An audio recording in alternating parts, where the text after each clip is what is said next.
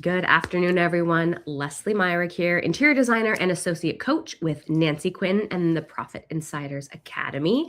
Today, we're talking social media, which I love, with Amelia from Serene Marketing. And she's got a really cool end of year brand checklist that we should all be doing to audit our social media. So welcome, Amelia. Yeah, thank you, Lesley. Thank you. And we're actually going to go a little bit deeper than social media with the audit. So this is more a complete look at your brand, not just social. Okay. Yeah, it's to make sure that your brand feels aligned and intentional going into the new year. Awesome.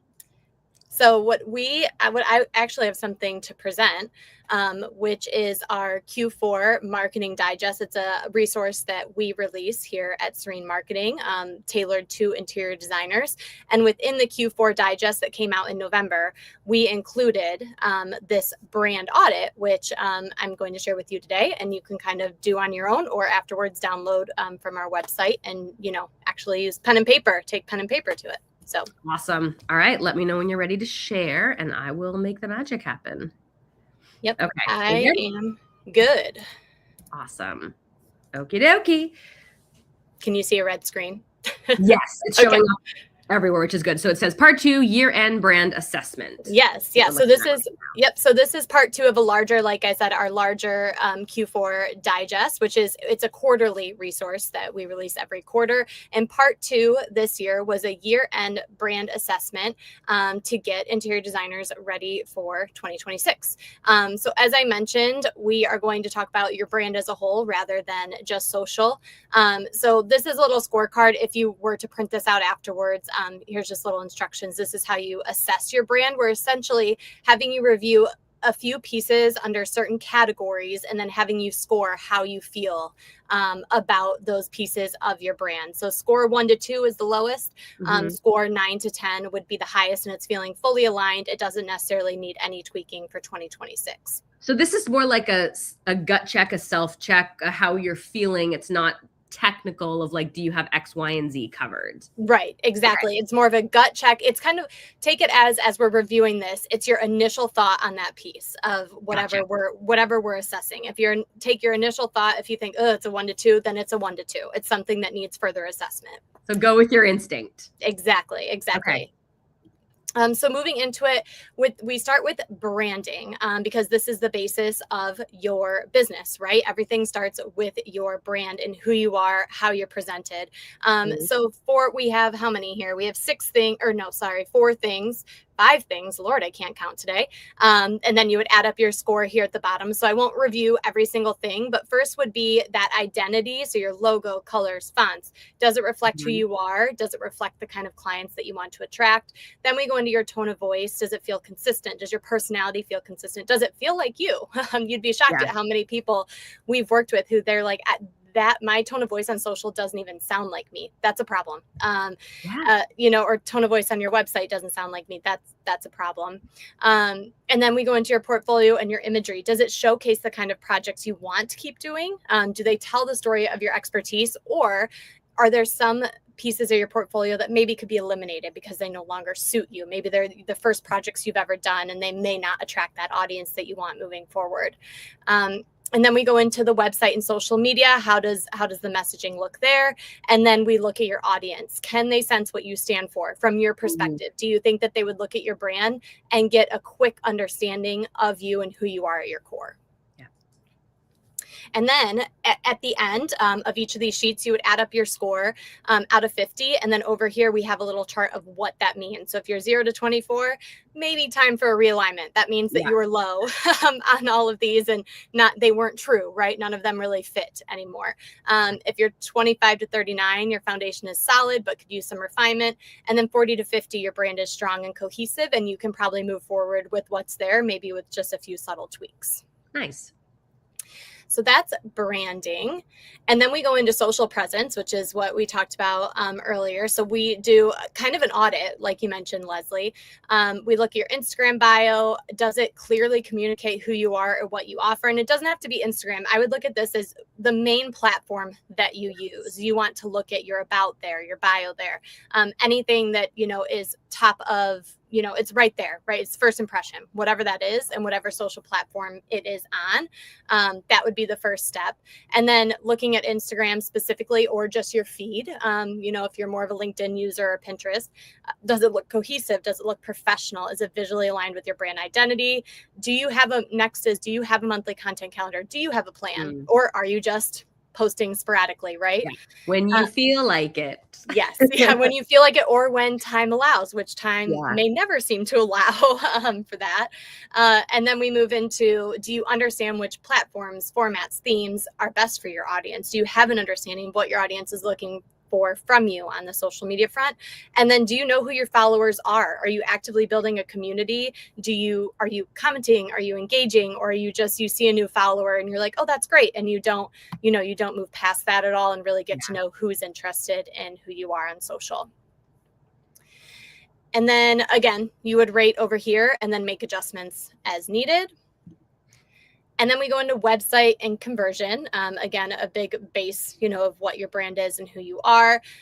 First is when I visit my website, I genuinely love how it looks and feels. If you don't, might be time for an update. Visitors can easily understand what I offer, who I serve, and how to get in touch. Are those things right there, first impression? Do they know how to move forward? Do you have clear calls to action? Moving forward, do you have portfolio highlights? Do you have visual references of your work?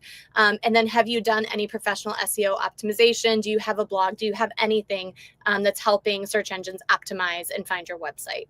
Nice. And then moving on, we get into the client journey and community. So this is outside of kind of your digital presence. So think a little bit deeply about this. This could be holiday gifts, any touch point that you're making outside of the things that we just went through. So do you have ongoing touch points that help people stay connected? Like, do you have a newsletter? Do you have a resource library that they can tap into? Are you doing a podcast? Are you doing a monthly email check-in? Any of those things? Do you have anything past the website and past the social presence? If you don't, you should probably consider it. Do you have clear systems for communicating before, during, and after projects? Welcome emails, a referral basis. What does that loop essentially look like? Do you regularly receive referrals, repeat clients, and inquiries that mention word of mouth? If so, that can give your brand direction as far as your marketing goes. What has been working for you is something you should put effort into. So if you are receiving referrals and repeat clients, you need to lean into that. And this will give you an idea of how to lean into that in the new year. Do you collaborate, share knowledge, or connect with other professionals in the design community? Are you sharing those? Are you going to High Point? Are you sharing those things? Are you doing them, number one? And then are you sharing them? And then do you regularly ask for and reflect on client feedback to understand how your services can improve? Or do you just end a project and kind of leave it where it is and there's no follow-up afterward? There is a lot of value in continuing that relationship with your client, first by getting feedback and then finding other touch points that, whether it's a quarterly check-in. I have some availability. Do you have any friends? I'm not saying it that way. You know what I mean? But trying to create a referral basis. People do appreciate that they remain top of mind even when the project is done. It doesn't mean you're battering them constantly, but it means that there should be a level of communication that's happening afterwards at some level. So that would be client journey and community. And then the last step, those are the bases that we cover. And then the last step is to reflect on your assessment. So we would invite you, after you go through that assessment, see where your scores are, to write some goals for yourself. So goal 1, 2, 3, 4 to 5. And some of them could be just start sending a monthly newsletter. It can be very simple. Start posting on social media, just something very simple that could be a goal for you moving into 2026 that you can reflect on. And I would say after Q1, I would come back to this assessment after you set your goals and you've started tackling them, and redo the assessment and see how you're doing after Q1, after you've started to implement these things. Because I guarantee your numbers on those things that we just reviewed will be going up because you've made adjustments and you've made goals to try to tackle as far as your marketing and branding goes for 2026. I love this. It is so thorough and organized. And I like that there's that intuitive part too, where it's you sort of checking in with your feelings about it. I do have a question though, Amelia. Yeah.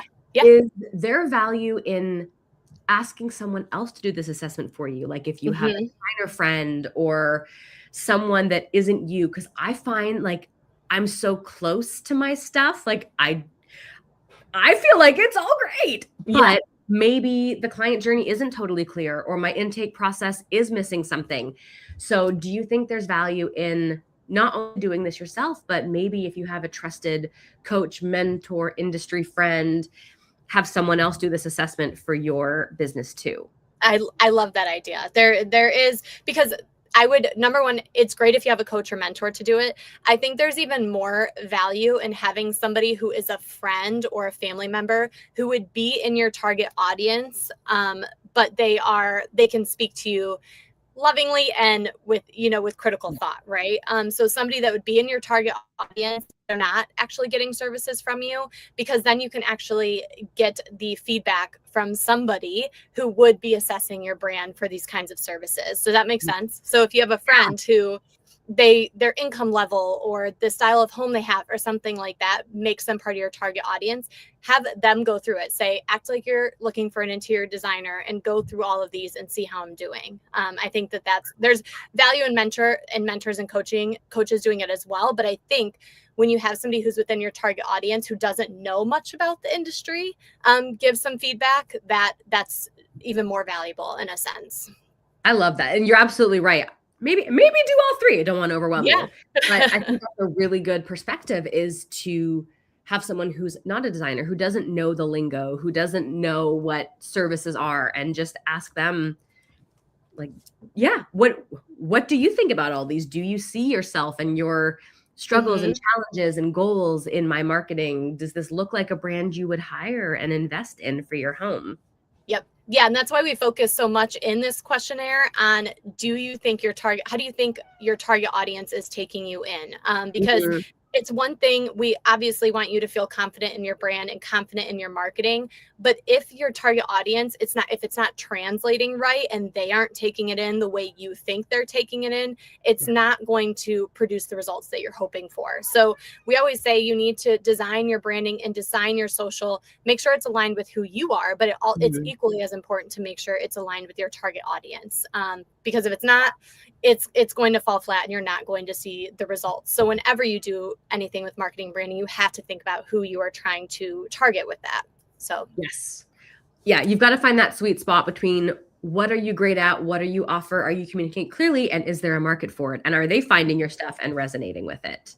Absolutely. Absolutely. And it's exactly like, find the that's why I mentioned Instagram may not be your main platform. And depending on your target audience, maybe it doesn't need to be, and that's fine. But just find where that place is, find where your audience lives, and make sure you're targeting them there and with the appropriate approach to your brand. Yeah, I love it. So this is sort of a holistic view at your whole brand, your public persona, social, website, client communication, everything. So besides going back and rewatching this and awkwardly screenshotting things, can people access this checklist from you? Is that a thing? Yeah. So this is on our website.